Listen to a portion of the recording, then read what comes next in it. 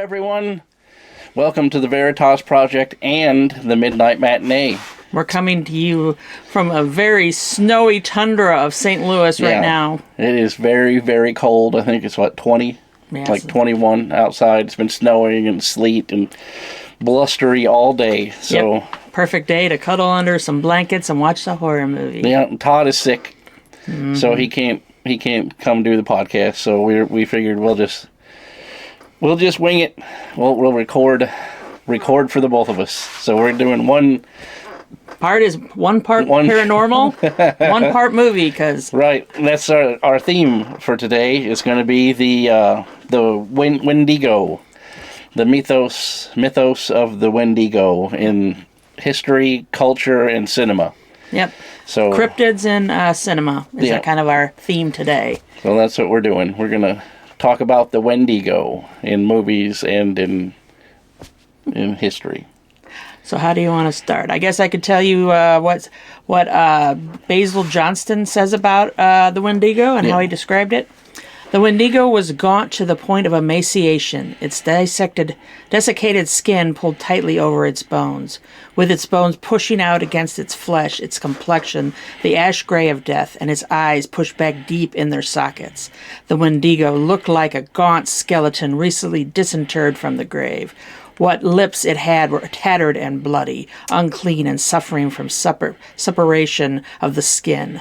The Wendigo gave off a strange and eerie odor of decay and decomposition, of death and corruption. Yeah. So yeah. So that's a little short story about the Wendigo and give you kind of a picture of what they look like. So what's the origin of the Wendigo?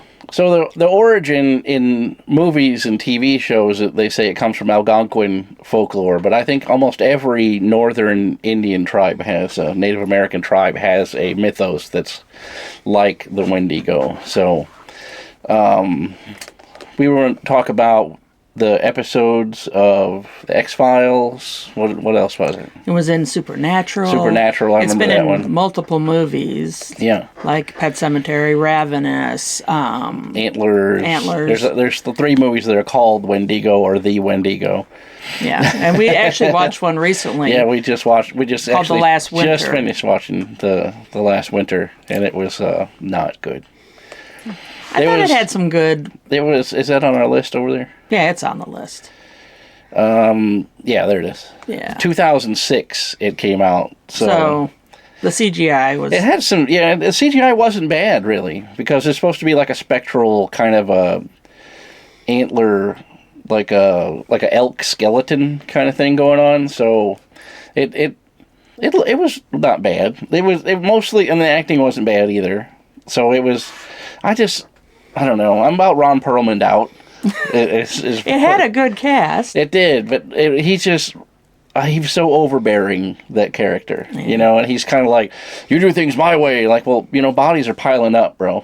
Like, you know what I'm saying? Like, at some point when you're like a part of a team and then people are dying, you have to reestablish your chain of command, I think, Yeah. Like, we're going to call for help instead. How about that? Yeah.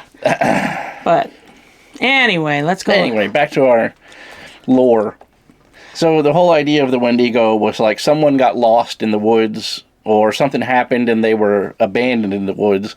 And one of the Braves basically was at the point of almost death, of starvation, cold, and then they make some sort of deal with the spirit, or they lose a part of themselves and become a part of like an animalistic spirit, and then they feed on other people and animals in the woods to survive, and then they lose their humanity, and then now they're just the Wendigo, this monster that lives in the woods and it randomly attacks people. Well, and it also has become associated with cannibalism, which obviously is a big taboo thing in our society.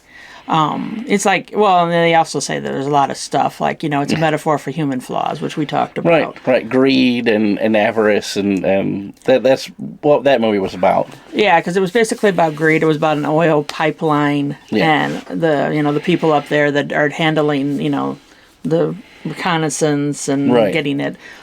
being pulled and whatnot. But that's, yeah. Yeah. So like it said in the little thing that Angie read, the physical appearance of the Wendigo is it's usually taller than normal, very, very gaunt, almost like an animated skeleton. Yeah. The skin is like stretched over its bones. With antlers. And it has antlers and kind of like a animalistic face. Its eyes are sunken into its skull, and basically it's not something you would want to see. And I imagine every one of the descriptions says it smells like decayed flesh. So I can't imagine it's something you'd want to smell either. Yeah, not exactly. Well, I think the first time I ever heard about it was obviously Pet Cemetery, which we discussed in our last thing.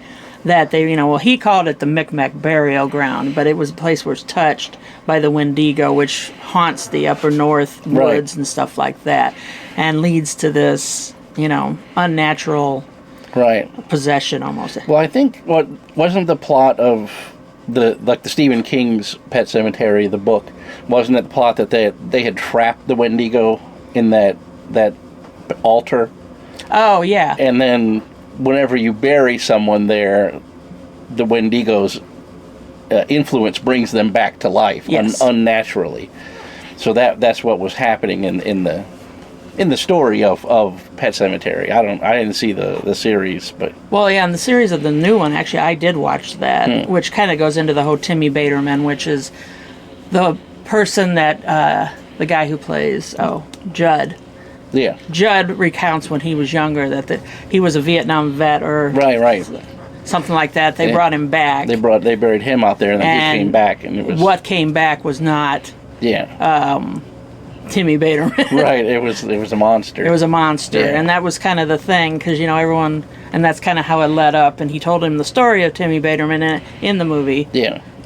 And then he ended up burying Gage in the first one, and well, if you ever seen the second one, he did it to a different person, different family member. Right.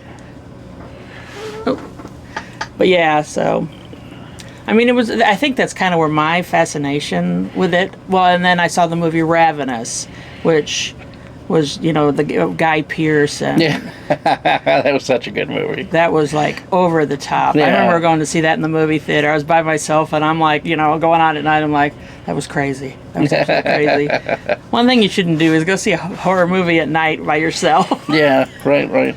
But the Wendigo in horror movies, it's either usually the primary antagonist or it's a lurking threat that has like a subculture or subtext where the protagonists are working against the influence of the Wendigo or the people that are influenced by the Wendigo. Yeah. So that's kind of how it works in movies, is where either the negative influence of the creature itself or the environment that the creature's thriving in comes into play. Well, what kind of also made me think about it, we just finished watching the first season of Yellow Jackets on Netflix, where a soccer team of girls in a plane ride, they end up landing somewhere up, I think they said it was Washington. Canada. Oh, was it Washington? Yeah. Somewhere up north. And there's something supernatural going on in the first season, and they're starting to fall to pieces. Now, granted, they did go through a Lord of the Flies scenario. And I'm curious to see, because obviously we don't have Showtime, so I don't know what's going on in the second season.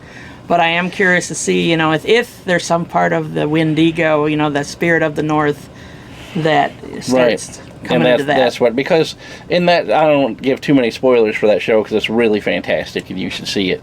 But the soccer team are huddled around the airplane that has crashed, and then the weather's starting to turn, and there's no shelter there. So they decide to hike basically north towards the lake to try to find, some more sustainable shelter and food and everything. And when they're at that point, then they notice a cabin in the mountains, and then they move to the cabin basically. And the guy whose cabin it is had actually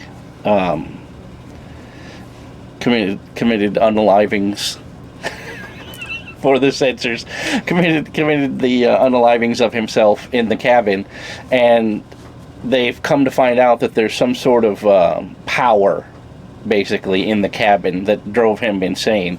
And then the longer that the girls stay there, it starts to get into their minds as well. Yeah, and it'll seep. And Right.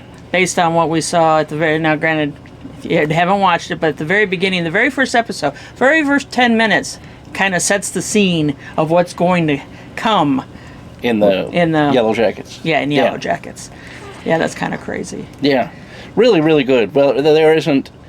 The Yellow Jackets is a weird TV show because there isn't a B actor in it. Mm-hmm. They're all like Christina Ricci and like they're all big named actresses. Juliette Lewis is in it, yeah. And they're fantastic in that. Because Christina Ricci plays a character who's like awkward and her portrayal of, because there's a young version and an old version of of each of these. Right. A lot of these girls. And she absolutely nails it. And the character she's playing is like exact opposite of who Christina Ricci really is, you know, because she's a Hollywood like icon. You know, she's a social person. There's millions of pictures of her in, like, Elle and those kind of magazines and stuff. You know what I mean? Like, she's a beauty person and an actress and all these other things. So her character in this is kind of a dumpy, weird girl who works at a nursing home kind of thing. So she nails it. She 100% nails it. Yeah, the acting is unbelievably good in that show. I would check it out if you haven't had a chance. Yellow Jackets, 100%. Okay, let's rein it back to the Wendigo. And cryptids. Yeah. One of the things they were talking about, I was wondering when and I even posed this question to him. Obviously, cannibalism is so taboo. Is it? Was this created as a way to blame something else? Right, to have something to innately human that you can explain away, right? Why you did something you did. Yeah, like the Donner Party or one of those sort of things. Or that movie Alive with the soccer players that go in the Andes. So they had to eat human flesh to survive. So the way that they justify that to themselves is saying they were under influence of the Wendigo, you know, which if you would think to its Native American roots, that could be a thing too. Yeah. Where they were so, you know, starving and out of food in the wintertime, and they hadn't, you know, had enough food provisions or whatever, so they resort to cannibalism, and then they feel bad about it. Yeah. You know. Well, it's such a taboo subject, like you said, the Donner Party. I mean, there are people in your community, you know, and you have to eat them to survive, then you mentally would have, you know, PTSD type scenario about it, and that's not good, you know. Yeah. But anyway. The role in horror, pretty much the same thing we were saying, is that the Wendigo is the primary antagonist or lurking threat. The use of isolation, wilderness settings to heighten tension, parallels between the Wendigo myth and psychological horror themes. There's actually a psychological disease that they call that's Wendigo, where you have a craving for human flesh, which was like, okay. Yeah. There's a lot of that. Psychosis is what they call it of some sort. The Wendigo is a metaphor for human flaws, greed, desperation, and madness.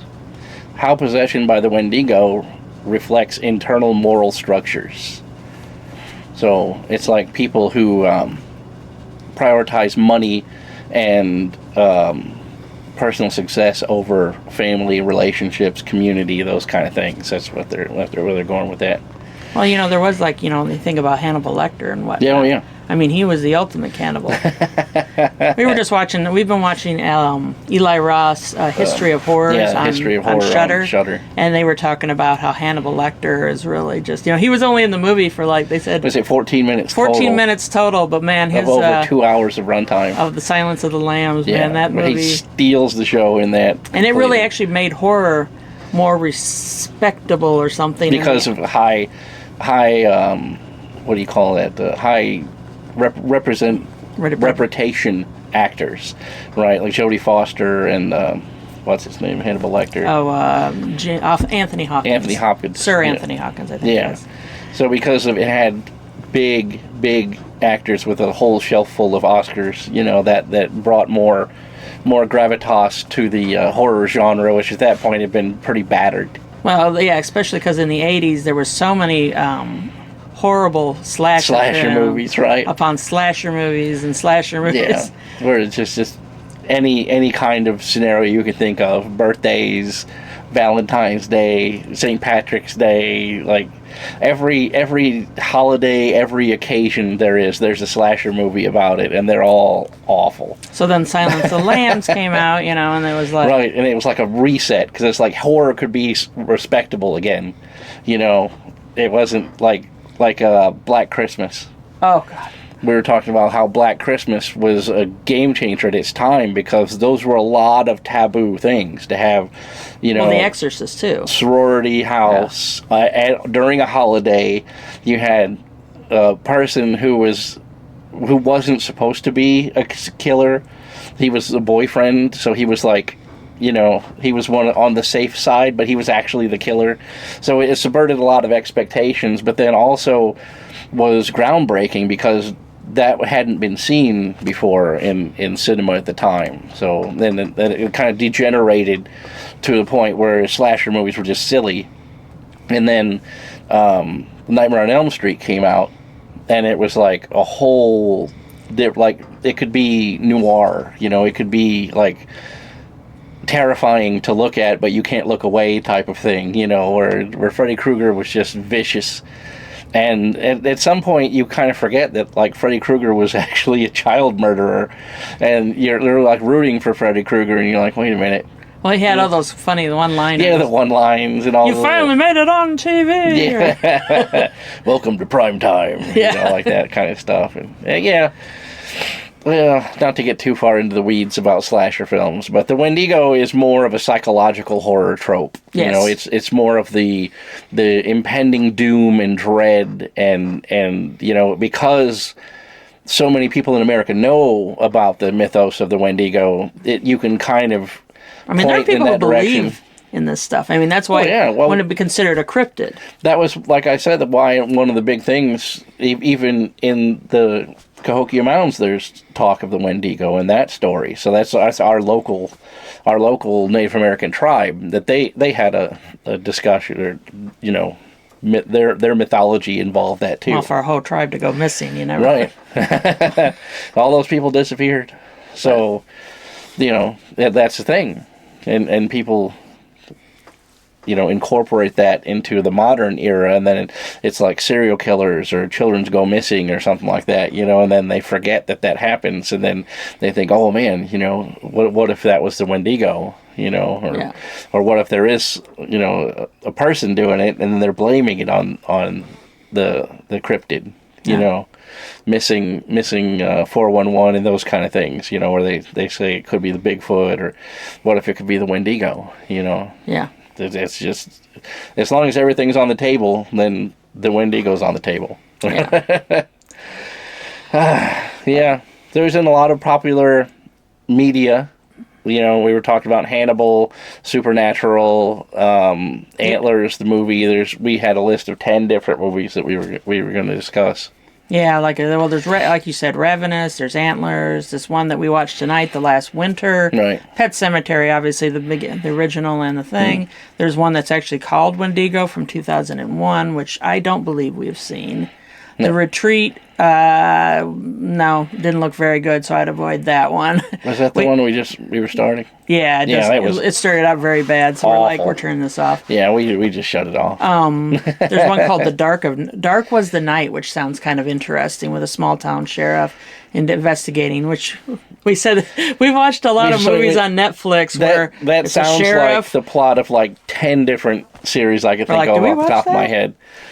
So I believe we have seen that, but we've seen so many movies or series, short Netflix series that have a small town sheriff investigating mysterious disturbances, and there's a strange whether creature. It is real, criminal, or paranormal. We've seen so many of them. Because I remember I asked, I was like, "Was that the French one? Well, remember those four? Or was that the English? What about the four guys that go into the woods? Remember that one? And I can't remember now. Forget about it. Oh. There are so many shows that they've all kind of like blended together. Yeah. Over time, when you see so many of them, you're just kind of like, was she in this one, or was that the other one? Yeah. Until Dawn is another one. Frostbiter, The Wrath of the Wendigo. And then there's one called The Manitou, which I've heard of. The Manitou. That's a plot. The woman develops a tumor that turns out to be the reincarnation of a Native American shaman. Though not directly the Wendigo, it incorporates indigenous supernatural elements that can overlap with the Wendigo or lore. We were talking about this because we also were watching, in this movie tonight, there were people literally like going crazy and running outside in the middle of a blizzard. Completely naked. Right. Are we allowed to say naked on Yeah. Okay. And it's funny because we had watched all the True Detective series. Yeah, the last season ironically of True Detective enough, with Jodie Foster. and it had a very similar where people element. were doing that. They were running out into the... And why this happened, or, and there was a bunch of them. I wonder, like, you think about the Arctic, does it because it's, you think about, especially like in the time of the year when the sun doesn't even rise, but what, like, an hour or two? Part of the year where it doesn't rise at all. Yeah. It just kind of gets does it create madness? Like dusk, and that's it. It just never comes up. So then people get that vitamin deficiency, and then they start to go, a little bit stir crazy from being cramped up inside all the time. And it adds to that, that in the back of your mind, you might have this thought that you see something out in the darkness. I can totally understand how that would happen to you. It plays on your mind. Yeah. That movie tonight, they thought they were seeing things. Yeah. Out in the dark, out on the the snow for as far as you can see, the tundra. Just crazy. Yeah. But the Wendigo has always been a big favorite of mine. Yeah, mine too. Even when we were watching Supernatural and like the second episode, I'm like, oh, this is an episode about that, and it's like in the dark and out in the woods. Those supernatural boys with the Winchesters. Back in the day, Jeff Belanger used to have it was like an internet show before there was like YouTube became famous, and people would text in, like your comments in real time on the show, and he was interviewing a lady about the Dogman sighting in Wisconsin, and I chimed in. I was like, could this possibly be the Wendigo? And like the whole needle scratched on the record in there. Everybody was like, what? I'd never even thought of that. If that answers a lot of questions, like it because it didn't fit the look of the Dogman. The sighting wasn't in the summertime. It wasn't like the usual Dogman type sighting, but it really was closer to a Wendigo type sighting because there was a smell. It was the dead of winter. Their car had broken down on the interstate. They saw something moving. They saw antlers, moving. So it was like like we were saying, like you're a fight to survive, right. Survival scenario basically, where you're alone, you're isolated, you're in trouble of some sort. Right. But, yep. Well, there's a lot of popularity. There's a lot. I'm sure there's as many bad movies out there as there is good. I definitely recommend, obviously, if you've never seen it, the movie Ravenous. It was really, really good. I liked it a lot. Yeah, Guy Pearce's portrayal in it is he's so over the top. 11. Yeah, it's really, 1 to 10 really scale. Good. Yeah, it's one of those movies that was filmed. Shot on video for its time, and it's upscaled. I don't know if you guys know where they because I have my camera right behind us over here. It's a movie camera that they filmed 28 Days Later with, and what they would do to get the cinema of it is they would add extra frames in the stack to make it all the way up to 4K, because you're filming in 16.9 anyway, so it's big like 4K, but it doesn't have that depth. So when they push it to 4K, then it kind of stutters. So what they do is they just add extra frames in to pad it out. And Ravenous is one of those movies that's in that format, because there's scenes where there's blood spatter that comes out of people, and because it's shot in that format, the individual droplets of blood can be seen in the air. I forgot about that. It adds so much to it, because in a modern movie where you're shooting native 4K 60, when there's blood spatter, the blood just flies through the air, But because it was filmed in an older time where it was upscaled to be in the movie theater, those extra frames make your eye catch the individual droplets of of matter or blood or sticks or whatever it because is. it came out in 1999, so it's definitely one of the older ones. And it has that to a T. I am a big fan of that look. That's why I love 28 Days Later. That's why I purchased that camera in the first place, because I love that gritty, sharp focus look of the cinema, and those movies from that time have it down, and it looks really good in that one. Yeah, Angie's she's off the edge of the map. Off the edge of the map. I'm here. We're all bundled up because it's cold. We're surviving the snowpocalypse by staying inside. We didn't go get bread or eggs or milk. We cannot make French toast. We have all that stuff. We don't need to go out for any of that stuff. We have it all here. We wouldn't need to leave the house for probably years. Yeah. Well, dog food. We'd have to start feeding Kate. We'll start feeding the neighbors to the dog. I'm just excited that the dog is now back. Our dog suffered some kind of spinal injury about 2 weeks ago, and to make sure he's eating and recouping, I started feeding him chicken and rice, and he was having none of his dog food. He's like, no, I'm not a dog anymore. I'm eating chicken and rice. Right. So I've slowly but surely gotten him back. I have to put little pieces of chicken in, but he's eating his food again. So right. He was playing with his toy tonight. Yeah, he's feeling his thing, and he was excited because we had pizza, and he knows when he has pizza that he gets crusts. Right. So he actually jumped on the couch today, too. So. Yeah, I know, and he wasn't supposed to. No jumping, no running, no upstairs, no play. But so that's a good thing. Our little Wendigo is back. Yes. Back in his... that dog will eat anything. Back in his lane. Except for dog food. He'd be the first one. If you were the two of us would be crying. Oh, we have to eat the neighbor. Oh, and Kate would be like, what you eating on? What do you got over there? There's some ribs? Cut me off one of them ribs. And they always say when a dog's licking you, they say, checking to see if you're done yet. See what you would taste like. Tastes like chicken, he's like. Right. Anyway. Okay. Well, we thought that, hopefully next week Todd will be back. Yeah, and we'll go back to ghosts and talking about paranormal stuff. But we thought aliens. We would do a 2-for-1 this week, and we'll talk about. So we got your movies on this side, and you got your paranormal on this side. Right, we're gonna do the cryptid thing of the Wendigo because it's cold and terrible outside, and people are cramped up inside. So you can't go out for food, so you're gonna start eating each other. Let's see how Bob is Bob done. I would definitely boost up your cholesterol. You don't want to eat me. Oh my! So you have to do the tagline for the Veritas Project Normal, right? And I'll do the one. There you go. We're not going to give you any rating tonight. That's not what we're here for. We basically want... I told him, I said, we would like to do a special every once in a while of cryptids in cinema, because you think about, you got your Mothman, and you got, obviously, the Wendigo, and you've got other Bigfoot. How many movies has Bigfoot been in? Yeah. I mean, you got a lot of them out of there. Yeah, somebody made the mistake.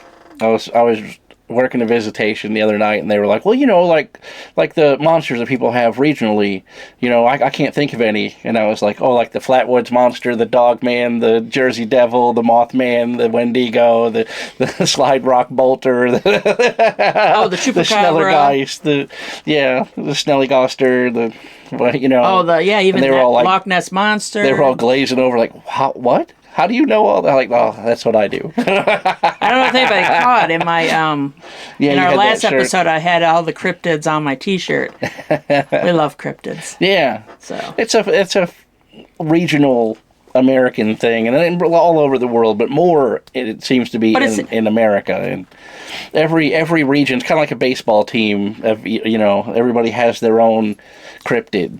Like you got the Flatwoods Monster in the East Coast. You got the skunk ape. You got the Bigfoot. These have persisted a long time because they're like spoken language. They're lore, right? And now lore has started to creep into the movies and all that. I mean, over time and whatnot. I mean, urban legends too. My goodness, somebody's dinging us. Yeah, somebody who's going to get a smack trying to sell junk. Yes. But, yeah. Well, like I always say, one of the greatest tragedies in the United States is that you can go on any street corner in any town and find Chinese food. But you cannot find a restaurant that sells Native American food.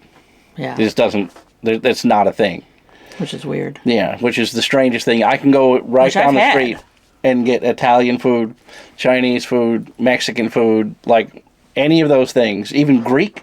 There's a Greek restaurant right down the road. We have a whole neighborhood of Italian food. But this is Native America, and you can't find a Native American restaurant. I couldn't even tell you what Native American food is. Bison? But we live here. You know, that's one of the greatest tragedies in this country is that the Native American has been so marginalized in our culture that we take for granted that they ever lived here, you know. Well, I always thought it was interesting. Now, I don't know if any other... I actually grew up in Western New York, and we were very close to the Seneca Nation Indian Reservation.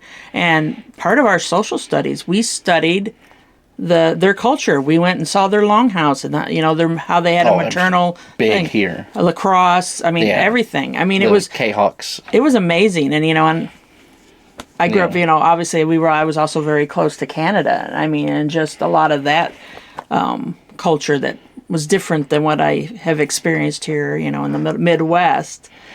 But yeah, so it's sad that we don't have. Do they not teach that? I'm guessing they don't teach that in schools like they used to, or I don't know. I mean, could have been. Oh, it was huge here because this is in a Native American area. I'm just saying, like in Chicago or you know, in St. Louis or whatever. You know, they're not like in this exact area where I grew up. It was a big thing, and it still is. They have drum circles at the mounds, and they do all that stuff every year. They have Native American art festivals, and people come from all over and sell their, you know, native art and beadwork and stuff like that.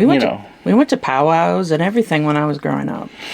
Yeah, but it's sad that there's not equal representation for that everywhere. Yeah. You know, that should be a thing. We should all seek out the Native American history for our area and know all of the local. Well, we've been folklore. Over to that Cahokian museum. Thousands. Well, you've been 1,000, but I didn't. That was like the cheap. I grew up there, so that was like the easy grade school trip was to just walk over to the mounds and, you know, go through all the stuff. And they tell you the story, you know, and they're all like, "Well, where are you all from?" Like, we're here. We're from here. We're from right here. Like, I can see my mom. The mom's right there in the driveway.